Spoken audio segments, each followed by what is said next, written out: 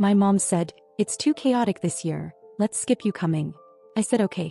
Then I saw a video on Facebook. My sister's ex and even the neighbor's teenagers. All at the table. My kids cried. So I took a picture of every unwrapped gift, texted, "Returning these today." Within 40 minutes my dad was at my door, yelled. I opened and, it's one thing not to be invited. It's another to find out everyone else was. Not just my sister. Not just her ex-boyfriend who used to make my mom cry. Not just the neighbors or the girl next door who once accidentally hit my dad's car with a basketball and wasn't allowed in our driveway for 2 years. No, everyone. Except me. And my kids. That's what hit the hardest. My mom had called it too chaotic this year. She said maybe we'd skip it. Next year, she added, like it was some logistical adjustment. I said okay, and she hung up like she had just rescheduled a dentist appointment. My kids had already drawn birthday cards. My daughter made a paper crown with Queen Grandma written in glitter glue. My son picked out slippers with built-in foot massagers. They were excited. They always are. They love my parents more than they should, considering how little they get back. My parents tolerate them. That's the best word for it. Polite smiles, quick visits, never overnight. They still haven't forgiven me for being a single mom, even though I didn't leave him. He left me. He lives out of state now but calls the kids every single night. Pays for their health insurance. Sends gifts, asks about their day. He doesn't speak to me much, but he never disappears on them. And yet somehow in my mom's eyes that makes me the failure. I thought this year would be different. I'd been planning her birthday gift since March. It was a set of gold jewelry, necklace, bracelet, earrings. $7,800. I skipped everything for it. Coffee shops, clothes, dinners out. I clipped coupons like it was my job. I wore the same boots with a hole in the sole through April. But I didn't touch a single dollar from the kids' fund. They had what they needed.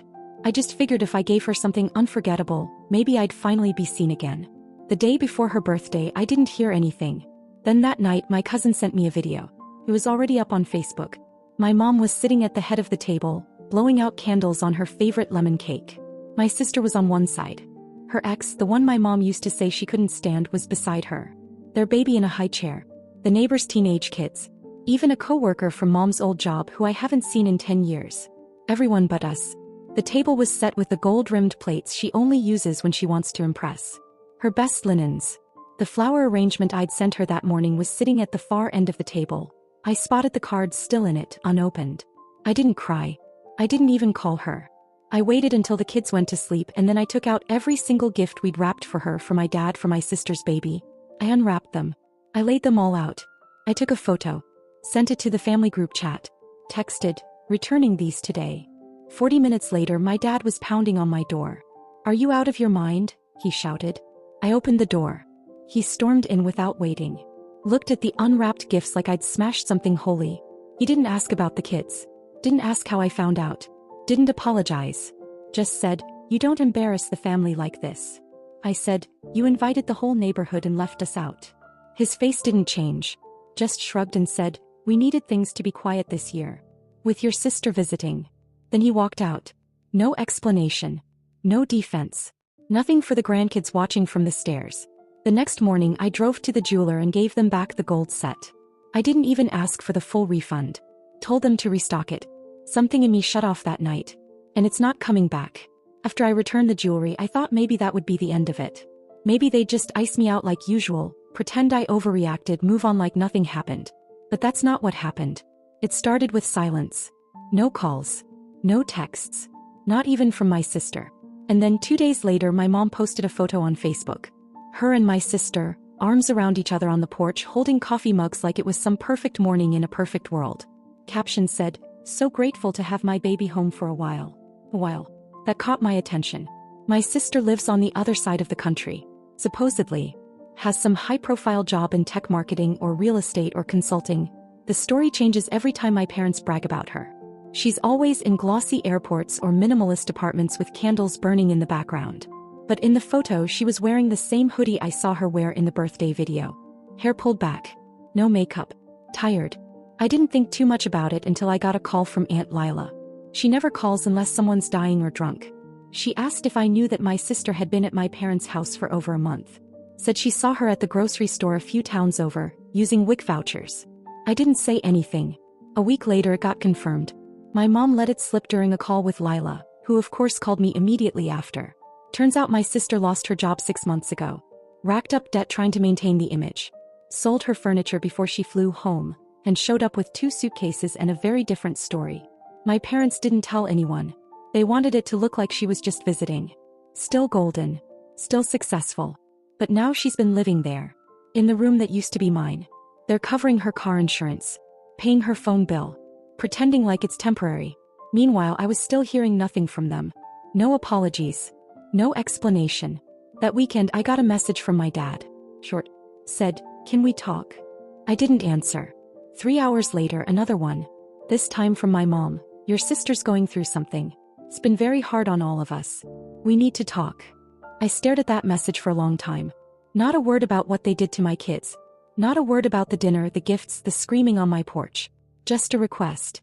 I ignored it. 3 days later, my sister texted me. Said she wanted to clear the air. I asked, "Why now?" She replied, "They think you might be willing to help." There was. Not sorry. Just desperate.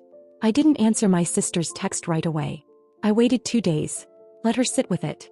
She sent a follow-up. A voice note which I didn't open. Then another message. "I didn't know they weren't inviting you." I swear. I didn't believe her. Maybe she didn't know at first. But she definitely knew once the food was being passed around the table and my kids weren't there. She knew when my chair sat empty.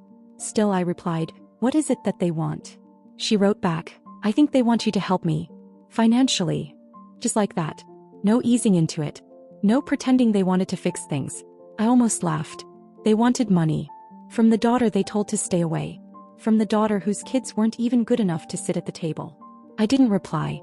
Instead, I texted my mom and said we could talk. In person. She replied with, "Oh, thank God. Your dad and I were hoping we could all move past this." She said they'd be over that weekend. I told her I'd cook. When they showed up, my mom brought a pie. My dad brought nothing but his usual self-righteousness. They walked in like nothing happened. Said hi to the kids. My daughter clung to me. My son didn't look up from his tablet. We sat down. I served lunch. We made small talk. Then my mom sighed and said, "You know your sister's situation. She's been having a rough time. It's not her fault the company downsized. We were hoping you could, maybe just help her get back on her feet." I nodded like I was considering it. Like I was feeling charitable. Then I said, "Sure. I'll help her find a job." She blinked. "Well, yes.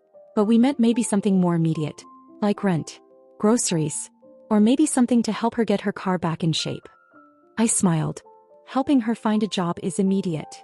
My dad cut in, voice clipped. "She's not used to working that kind of job. She needs something that matches her background." I said, "She can match whatever she's got left." They went quiet for a while. My mom looked around the room like it would give her some leverage. Saw the new couch. The updated kitchen tiles. All paid for with my money. My work. My choices. Then she said it. "If you're going to be like this, we'll just have to get by without your help." I stood up. Took her pie. Set it gently in the trash. "Hey," I said. They left without another word. That night I emailed a friend who works in staffing. Told her I had a candidate with a college degree and some gaps in employment. Asked if she had anything. Customer service, admin, reception, retail. Didn't matter. Just something. My sister started the job 2 weeks later. Entry level. No remote options. I didn't tell my parents I had arranged it. They thought it was luck. Until the day my mom called and said, "You really aren't going to help us, are you?" I said, "You mean money?" She said, "Anything." I said, "No." 2 days later I got a letter. A real mailed letter. They said they were disowning me. Said I was cruel. That I had abandoned family when they needed me most. That's when I remembered the Lexus. They really thought I forgot about the car. A year and a half ago, when my dad's old truck finally died, he called me in a panic. Said he needed help, just short term. My husband and I weren't officially divorced yet, and he was feeling generous that month. Signed off on co-signing a loan so I could buy my dad a decent car. Something reliable. Something that wouldn't break down when my mom wanted to drive to her book club. We bought them a Lexus. But barely. Less than 20,000 miles, one owner. My dad cried when I handed him the keys. My mom told everyone I had finally done something right. They never made a single payment. And now, after everything, they were driving it around like it belonged to them. Like I wouldn't remember. So when the letter came saying I was disowned, I didn't cry. I laughed. Then I called the loan company. Turns out the Lexus was still in my name. Fully. I never transferred the title. My dad had never asked. I guess he figured I wouldn't. I didn't tell them right away. I waited until my mom posted a photo of my sister posing next to the car in the driveway, like she was about to drive off to brunch. I screenshotted the photo and sent it to my lawyer. 2 weeks later, my parents were served a repossession notice. I arranged it so they got it in front of the neighbors. That part wasn't planned, but it was satisfying. My mom called. First time in weeks. She screamed into the phone, asked how I could do this to them. I said, "You disowned me. The car goes with me." Then I hung up. What I didn't expect was what came next. A week after the car was picked up, my sister showed up at my door. Not angry. Not crying. With a suitcase. I asked what she was doing. She said, "I quit the job." I said, "And?" She looked me straight in the eye and said, "I want to stay here. With you. I want to start over." I laughed. I told her I had 2 kids and no spare room. She said, "I can sleep on the floor." That's when she told me something I didn't see coming. She was pregnant. And the father? Not her ex. Not anyone she wanted to name. My mom didn't know. My dad definitely didn't. She said, "They'll throw me out." I know it. I believed her. And for the first time in years, I saw my sister as something other than golden. I saw her scared. And that complicated everything. She stayed on the couch that night. No questions, no promises. I gave her a blanket, a pillow, and a towel. She didn't ask for more. My kids were confused. My daughter whispered, "Why is Auntie sleeping in the living room?" I just said she needed a place to rest. By the 3rd night, she was helping with homework and unloading the dishwasher. Not because I asked, she just did it. She didn't talk much, and when she did, it was mostly small things. Cravings, back pain, regrets. I didn't ask who the father was again. I didn't care. Then the show started. It began with my parents posting old photos of her from better days. Then came the long self-pitying posts. How they were grieving a daughter who turned away from them, and praying for healing in our broken family. They wrote like they were victims of a natural disaster. My mom even said something about how they had nothing left but each other. The best part?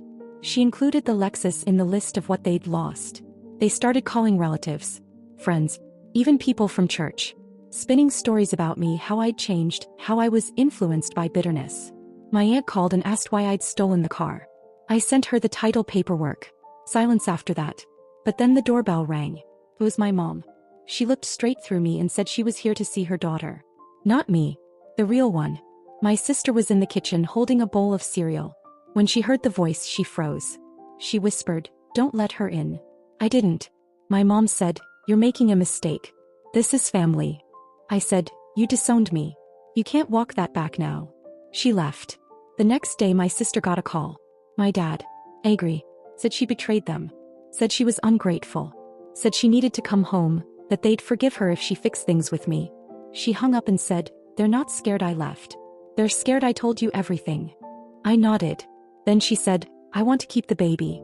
But I can't do this alone." I didn't answer right away. Later that night, she sat on the edge of the couch and asked if I hated her. I said, "Not anymore. But I don't trust you yet." She said, "That's fair." He meant it. The next morning, I got an alert. A post from my mom. A blurry photo of her standing next to an old pickup truck in a dealership lot. Caption, "New beginnings." A family friend commented, "What happened to the Lexus?" My mom replied, "Ask Grace." So I did. I left a comment right underneath it. Sold it. Paid off the loan. Used the rest for my kids. I didn't get a reply. But she read it. I know she did. The Lexus sold fast. Low miles, clean title, solid interest. A man from 2 towns over paid in full and drove it off with a grin like he'd won something. I watched from my window, not smiling, not sad, just still. I used part of the money to finish off the loan. The rest went into savings, the kids' college fund, and a little side envelope I labeled whatever comes next. My sister was still on the couch. She got a part-time job working at a baby store. Minimum wage, folding onesies, stocking pacifiers, sweeping aisles. It wasn't glamorous, but she was never late. Not once. She stopped complaining. We didn't talk about the past. She didn't bring up her ex or the baby's father. I didn't ask. We made it through meals and errands and quiet evenings with kids' shows playing too loud. For the first time in years, our silence wasn't cruel. It was mutual.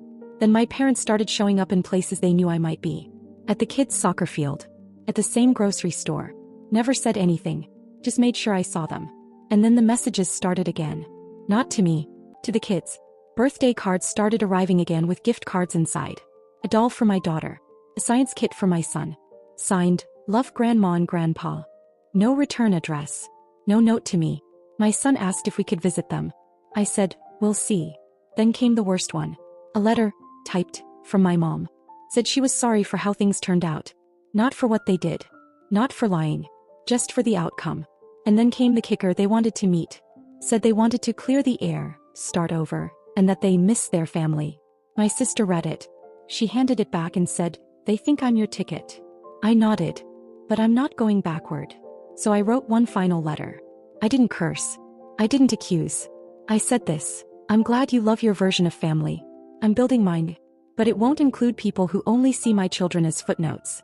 You can explain that however you want. I'm not going to explain myself anymore. And then I blocked them. Phone.